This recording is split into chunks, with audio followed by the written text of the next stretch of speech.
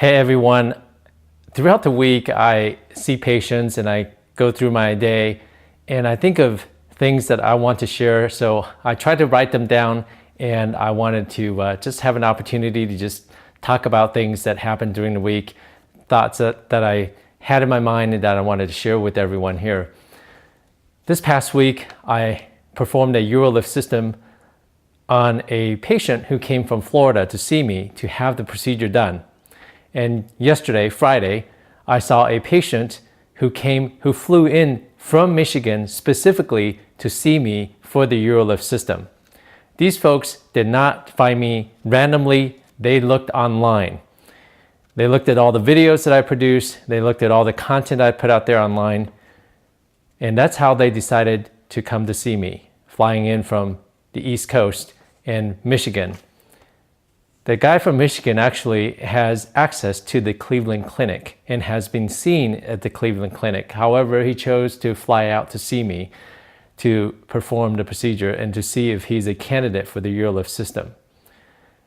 That shows you the power of social media. That shows you the power of mediums that are free currently to us, such as YouTube, Facebook, and the like. If you want to drown out fake news, if you want your message to come across, if you want legitimate sources of information, good information to come out instead of some quack putting out information regarding urologic disease processes, and believe me, there are some quacks out there putting out junk information. So if you want your voice to be heard, I highly encourage you, your practice, to put out content, relevant content, onto social media platforms and get your message out there. Because if you're not getting your message out there, someone else will, and that someone else may not be putting out the message that is accurate, true, or favorable to the urologic field and putting out misinformation. Because the social media branding and message is so strong out there, I'm able to capitalize on that, and I see on average about 180 new patients every month. That translates to over 2,100 new patients annually. That's a lot of exposure and a lot of top-line revenue. And it also means, unfortunately, I have to work my staff pretty hard.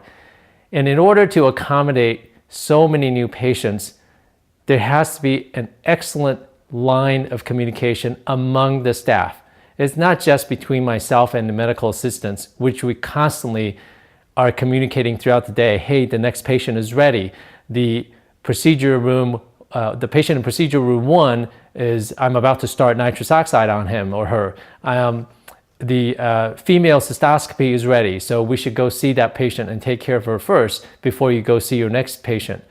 So that is just between myself and the medical assistants. And then the front desk, if they have an add-on patient, granted the medical assistants are constantly looking on the schedule to notice and to catch any new patients that are added on, or established patients that are added on to the schedule. Often that is missed, so they're just constantly going and going because as my staff knows, my medical assistants and my entire staff knows that the only thing that stresses me out is whenever we keep the patients waiting.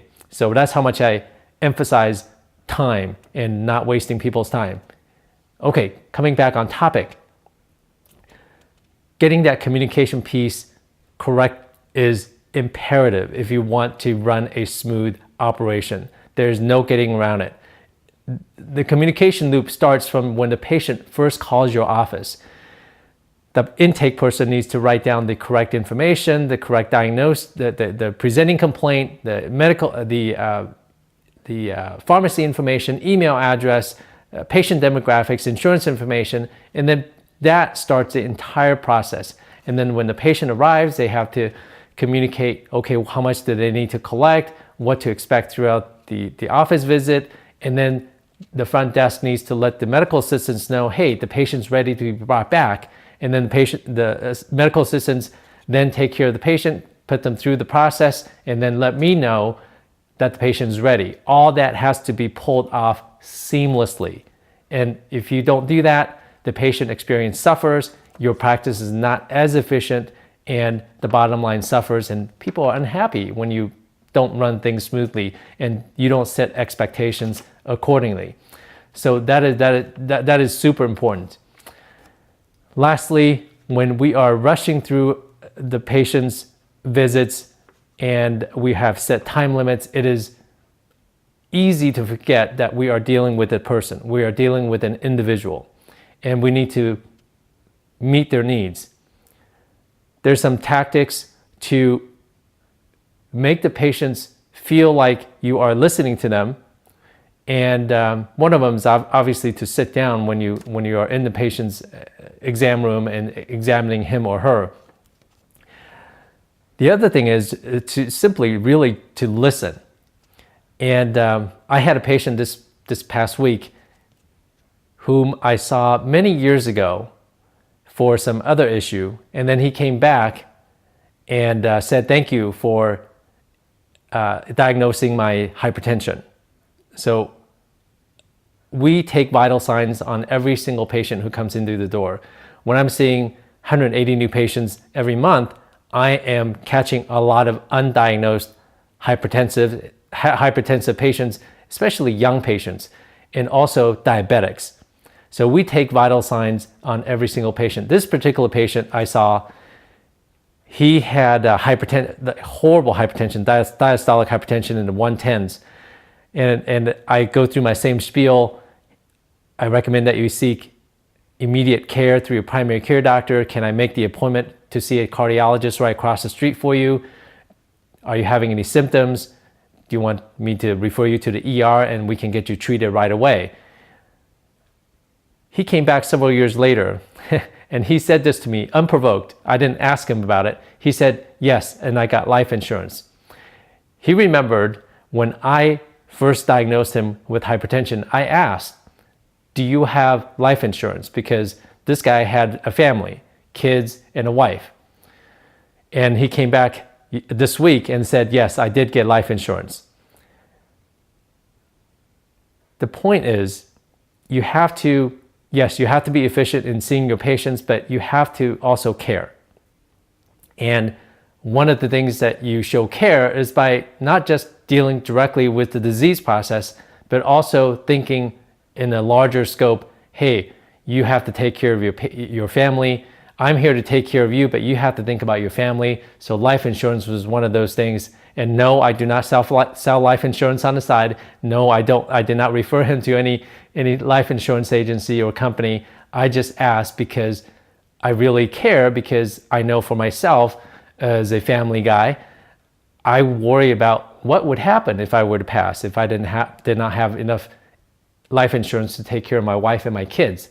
So those are things that you can do as a provider, as a practice, to show that you care beyond just taking care of the disease process. Hypertension, I don't treat hypertension, but I diagnosed it, so now I'm going to help get the guy the care that he needed. So in any case, the part of the reason for my success I just outlined is just being efficient, care, be respectful of your patient's time, and get your voice out there on social media if you feel compelled. Now, you don't have to do videos like this. Heck, it took me a long time to get used to talking to a camera. You don't have to do videos like this. You can create a post. You can put stuff out there online through your website. You can create a blog. You can create memes and put them on Facebook, Instagram, Snapchat, Twitter, Medium.